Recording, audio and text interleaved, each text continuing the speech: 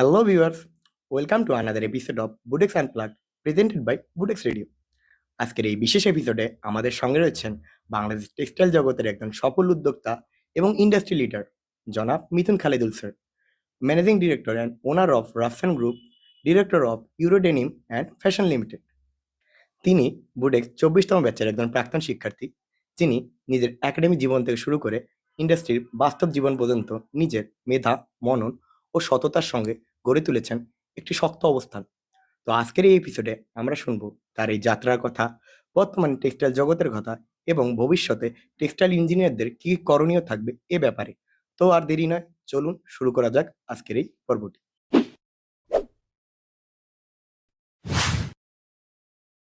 আসসালামু আলাইকুম স্যার। ওয়ালাইকুম আসসালাম। স্যার, আপনাকে নতুন বছরের শুভেচ্ছা। ধন্যবাদ। স্যার, আমরা বুডেক্স রেডিওর পক্ষ থেকে এই আনপ্লাগডে আপনার কাছে আজকে প্রথমে এই জিনিসটা জানতে চাই। স্যার, আমরা একটু পিছনের মুহূর্তগুলোতে যদি ফিরে যাই, আপনার ক্যাম্পাস লাইফ, হল লাইফ এসব সম্পর্কে যদি আমার একটু জানাতেন। ধন্যবাদ। আমি প্রথমেই আপনাকে শুভেচ্ছা জানাই এবং সঙ্গে সঙ্গে বুটেক্স রেডিওর সমস্ত কলা কৌশলী এবং আপনাদের যত দর্শক আছেন তাদেরকে শুভেচ্ছা জানাই। বুটেক্স জীবন আসলে আমার স্মৃতিপটের সবচেয়ে আকাঙ্ক্ষিত সময়ের একটা। আমি যদি বুটেক্সের স্মৃতিচারণ করতে যাই তাহলে প্রথমেই ফিরে আসে আমি 1999 সালে আমাদের ক্লাস শুরু হয়েছিল। ওই সময় প্রায় 2 বছর পরে আমাদের ক্লাস শুরু হয়। তখন তো অনেক সেশন জট ছিল।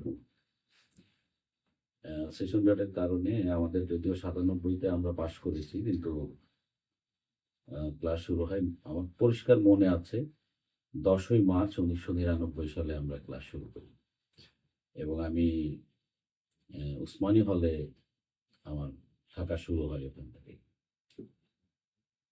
আমি যদি সেই পুরনো কথা বলতে যাই তাহলে আমার এখনো মনে আছে যে সেই বেগুনবাড়ির সেই পরিবেশে নিজেকে খাপ খাওয়ানোর জন্য যে একটা চ্যালেঞ্জ শুরুতেই,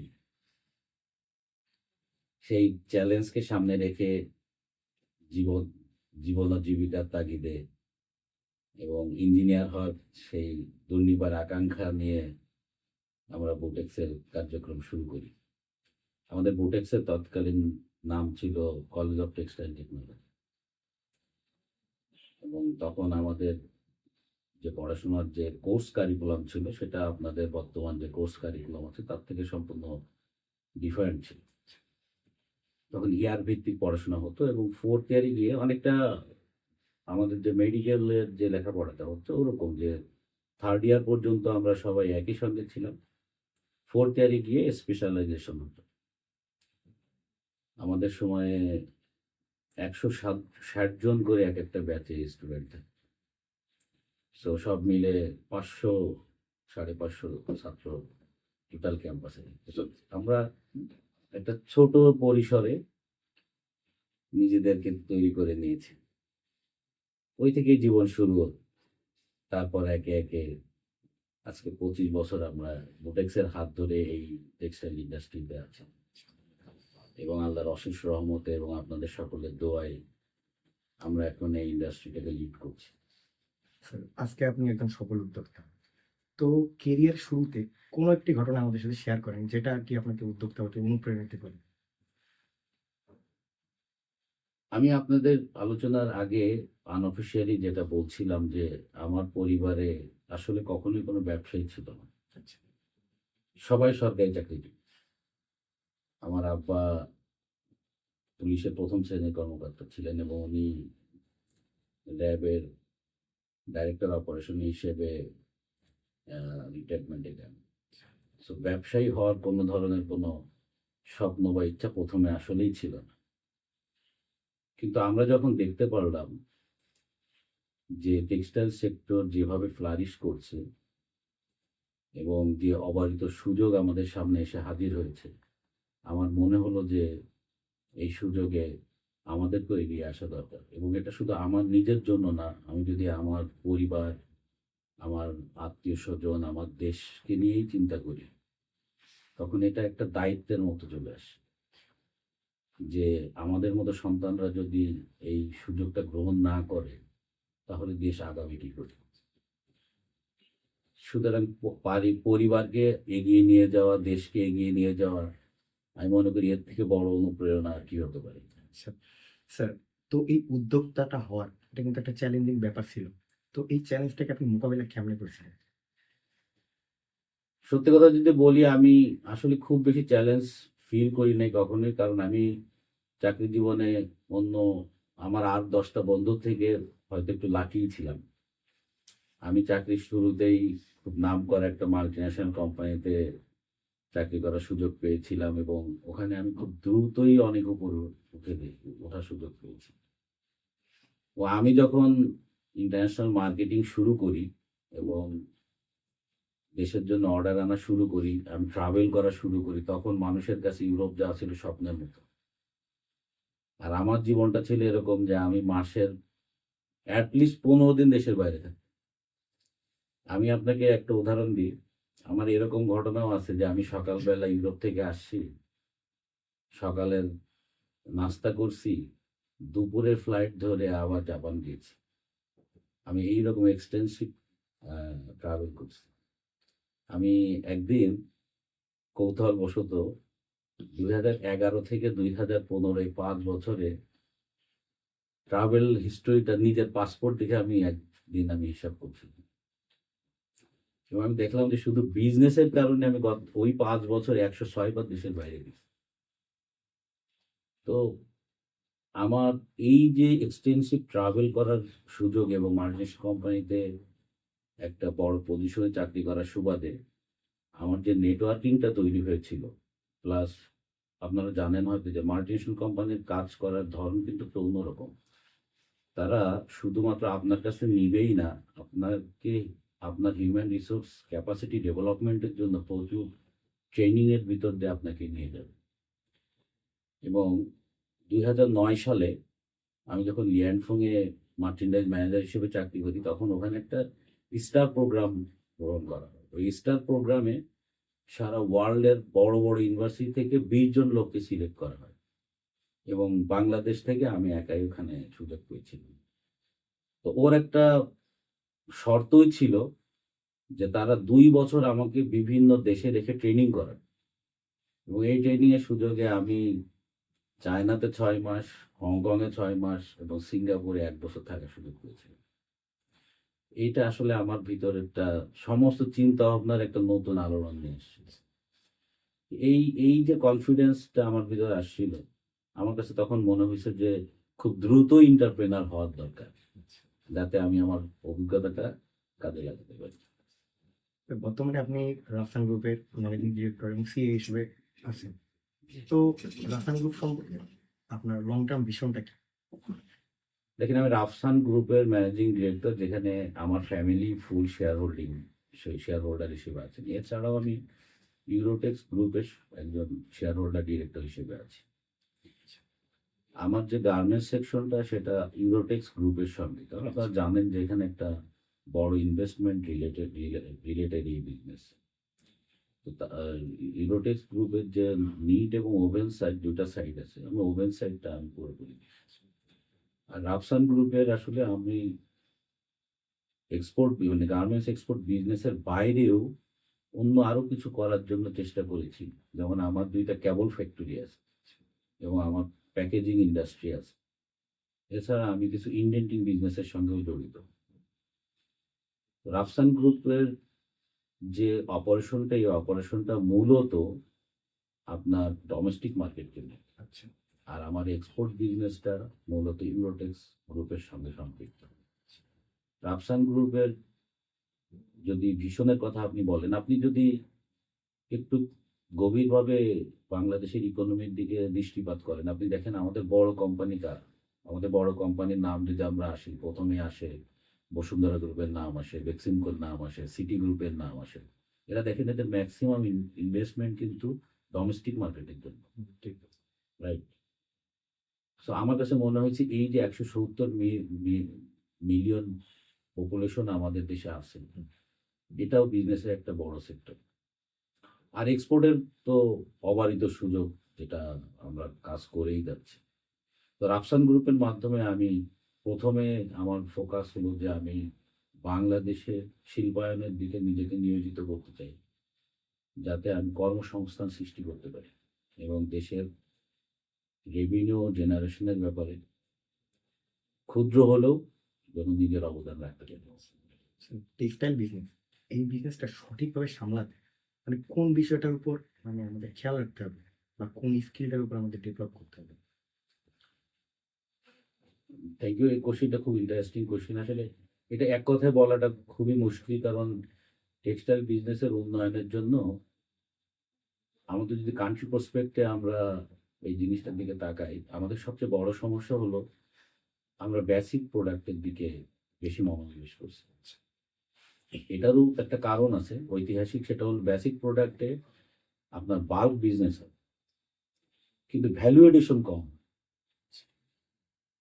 আমাদের আসলে যেটা করার দরকার সেটা হলো বাল্কের সঙ্গে সঙ্গে আমাদের ভ্যালু এডিশনের দিকে যাওয়ার দরকার। আপনি দেখেন একজন কাস্টমার, পৃথিবীর যে কোনো আপনি বড় ব্র্যান্ডের নাম যদি ধরেন, তাদের $100 বাজেটের $70 বাজেট কিন্তু থাকে আউটারওয়্যার বা উইন্টার ক্লথের উপর, আর 30% থাকে তাদের অন্যান্য বিষয়।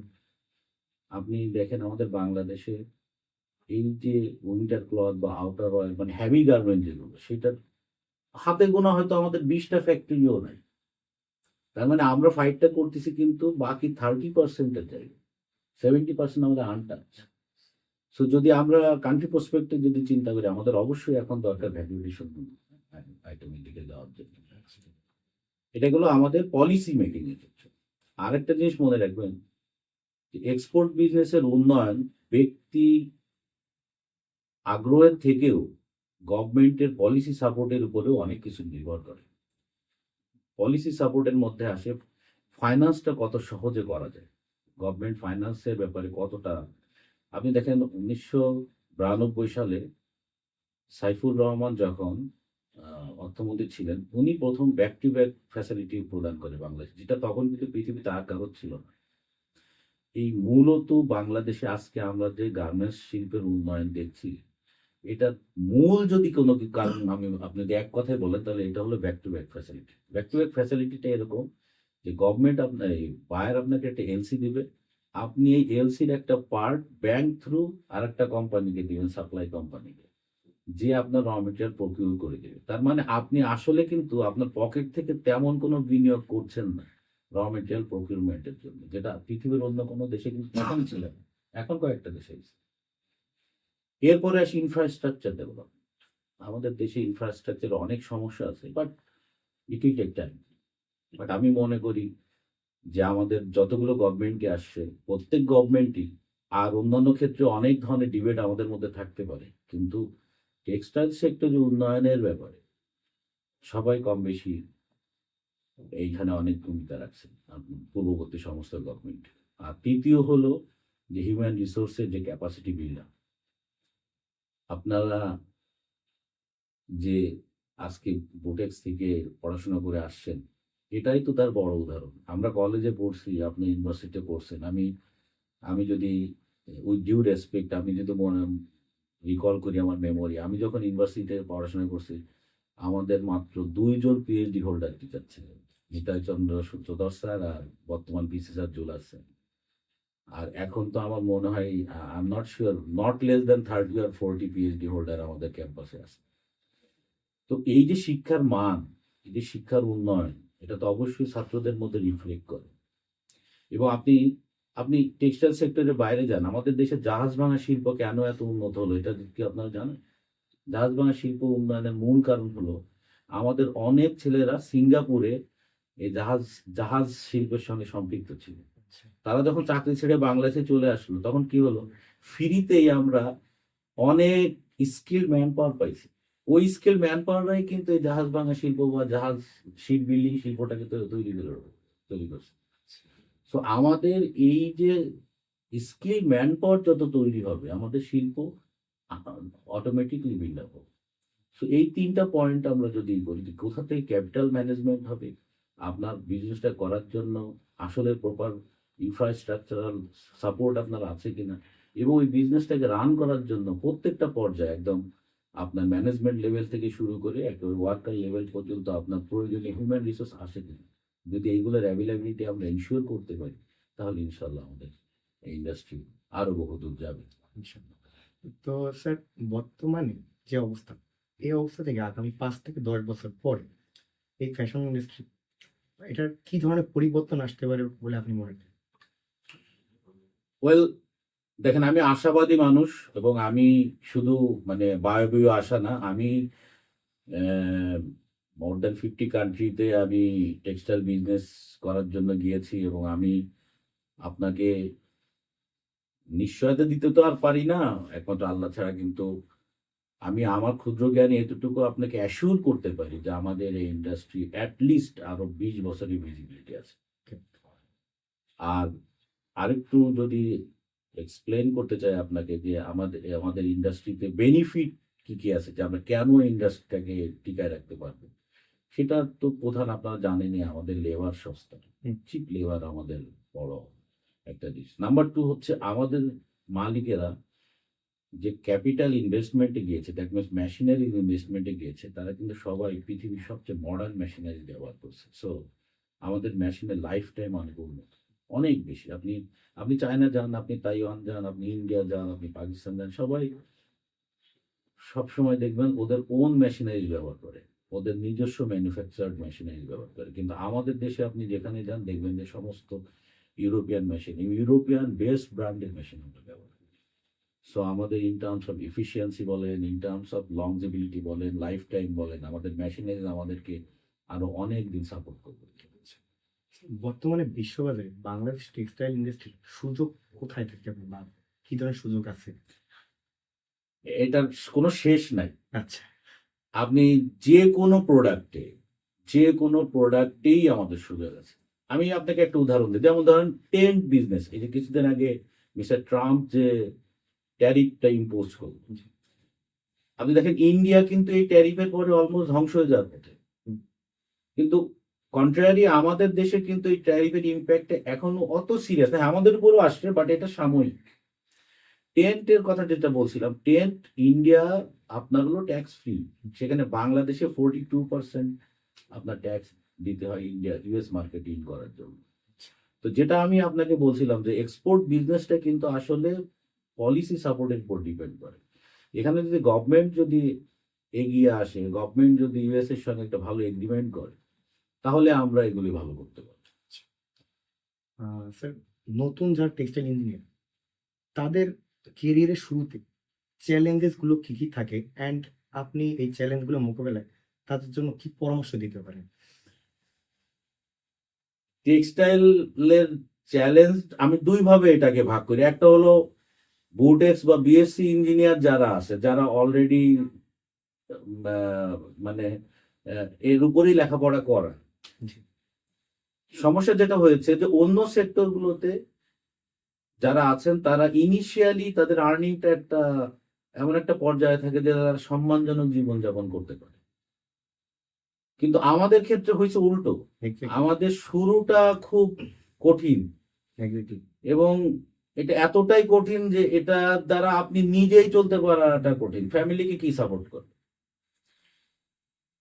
বাট অন্য সেক্টরগুলো দেখা গেছে যে তারা ইনিশিয়ালি যে কাজটা করতেছে, যেমন আইবিএ থেকে যারা পড়ে বের হচ্ছে, তারা ইনিশিয়ালি যে আর্নটা করতেছে তারা একটা ডিসেন্ট লাইফ লিড করতে পারে। সো আমি বলবো যে কোনো চ্যালেঞ্জ যদি থেকে থাকে, এটাই চ্যালেঞ্জ।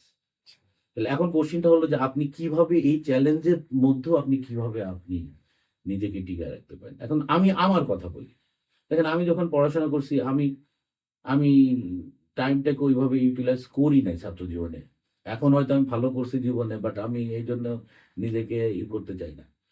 আমি যদি 2টা ল্যাঙ্গুয়েজ শিখতে পারতাম এক্সট্রা, আমি যদি এআই এর উপরে, মেশিন লার্নিং এর উপরে কিছু কোর্স করে আসতে পারতাম, তাহলে হয়তো আমার জীবনে আরো অনেক বেশি সুযোগ আসতো। তাহলে আমার অ্যাডভাইস থাকবে আমার ছোট ভাইদের প্রতি, যে ট্র্যাডিশনাল পড়াশোনার পাশাপাশি যেহেতু বর্তমানে টেকনোলজিক্যাল এভলিউশন চলছে, সো আপনারা 2টা জিনিস, একটা হলো ল্যাঙ্গুয়েজ প্রফিসিয়েন্সি, এবং আরেকটা হলো এআই অ্যান্ড মেশিন লার্নিং এর উপরে খুব বেশি করে নজর দেন। তাহলে আমি মনে করি যে কোনো চ্যালেঞ্জ নেই। স্যার, বর্তমানে যারা টেক্সটাইল জগতে আছে অ্যান্ড টেক্সটাইল জগতের একজন উদ্যোক্তা হতে চায়, তাদের জন্য আপনার পরামর্শ কি থাকবে? তাদের জন্য পরামর্শ থাকবে যে আপনি আপনাকে নলেজ গেইন করতে হবে। ওকে। প্রচুর নলেজ গেইন করতে হবে। আমাদের যেটা ম্যাক্সিমাম ক্ষেত্রে আমি যেটা দেখছি যে ম্যাক্সিমাম ক্ষেত্রে এন্টারপ্রেনার হচ্ছে কিন্তু সে আসলে প্রস্তুত না। ৩ টা প্রস্তুতি আপনার দরকার। একটা হলো আপনার ক্যাপিটাল ম্যানেজমেন্ট কোথা থেকে হবে। বিজনেস অপরচুনিটি ফাইন্ড আউট করা। আরেকটা হলো আপনার ওই পর্যায়ের স্কিলনেস আছে কিনা। একজন ম্যানেজিং ডিরেক্টর হওয়ার, একটা কোম্পানির চেয়ারম্যান হওয়ার আপনার ওই ক্যাপাসিটি আপনার আছে কিনা। সো আমি অবশ্যই সাজেস্ট করব যদি আপনার পারিবারিক ঐতিহ্য না থাকে বিজনেসে, তাহলে অবশ্যই ভালো কোম্পানিতে চাকরি করেন বা কারোর কোনো কোম্পানি অ্যাসোসিয়েট হন, নলেজ গেইন করেন এবং সঙ্গে, সঙ্গে নেটওয়ার্ক বিল্ড আপ করেন যেখান থেকে আপনার ফাইন্যান্সটা ম্যানেজ করতে হবে। কারণ আসলে দেখেন আপনি বিজনেস করবেন ফাইন্যান্স ছাড়া, এটা আসলেই সম্ভব না। স্যার, পরিশেষে আমাদের বুটেক্স রেডিও শ্রোতাদের জন্য যদি কিছু বলতেন। আমি ধন্যবাদ জানাই সবাইকে এবং আমি আমার পক্ষ থেকে যেটা বলতে চাই যে আমাদের সামনে অনেকেই বলে যে অনেক কঠিন দিন আসছে। কিন্তু আমি মনে করি আমাদের সামনে অনেক সোনালী দিন অপেক্ষা করছে। সাহসের সঙ্গে নিজেকে প্রস্তুত করেন এবং স্বপ্ন দেখা শুরু করেন। যে স্বপ্ন দেখে সেই জয়ী হয়। স্বপ্ন বড় যার সে তত দূরে যাবে। আপনার স্বপ্নই আপনার ডেস্টিনেশন। আমি আমরা তো সবাই মোটামুটি মুসলিম এখানে বা যেকোনো ধর্মে আপনি সব ধর্মেরই যদি আপনি দেখেন, আপনি দেখবেন যে আপনি যখন কোনো কাজের জন্য সিরিয়াসলি মনে প্রাণে কোনো জিনিসকে চাইবেন, আপনি আপনার পৃথিবী আপনাকে সাপোর্ট করবে। আমি একটা বই পড়েছিলাম যে when you are trying to achieve something, the whole universe is going to support you. Yes. So আমি যেটা বলব যে স্বপ্ন দেখেন এবং স্বপ্নের পিছনে দৌড়ান। যেটা দৌড়ানো হলো সিরিয়াসলি দৌড়ান। আমি মনে করি ইনশাআল্লাহ আপনারা সবাই সাফল্যমণ্ডিত হবেন। অনেক, অনেক ধন্যবাদ স্যার। আপনার মূল্যবান সময় আমাদের বুটেক্স রেডিওতে দেওয়ার থ্যাংক জন্য। ইউ। আপনাকে অসংখ্য ধন্যবাদ এবং আপনার মাধ্যমে আপনার রেডিও আপনার ইসের সমস্ত কলা কৌশলী এবং আপনার সমস্ত দর্শককে আমার অনেক শুভেচ্ছা। ধন্যবাদ স্যার। আজকের এই অনুপ্রেরণামূলক ও চিন্তাশীল আলোচনার জন্য জনাব মিথুন খালেদুল স্যারকে আন্তরিকভাবে ধন্যবাদ। তার বাস্তব পরামর্শ, অভিজ্ঞতা এবং জ্ঞান টেক্সটাইল ইঞ্জিনিয়ার ও ভবিষ্যৎ উদ্যোক্তাদের জন্য একটি শক্ত গাইডলাইন হিসেবে কাজ করবে। নতুন কোনো অনুপ্রেরণা, জ্ঞান এবং বাস্তব অভিজ্ঞতার গল্প নিয়ে আমরা বুটেক্স আনপ্লাগড ফিরে আসবো নতুন কোনো এপিসোড নিয়ে। এতক্ষণ আমাদের সঙ্গে থাকার জন্য আপনাদের ধন্যবাদ।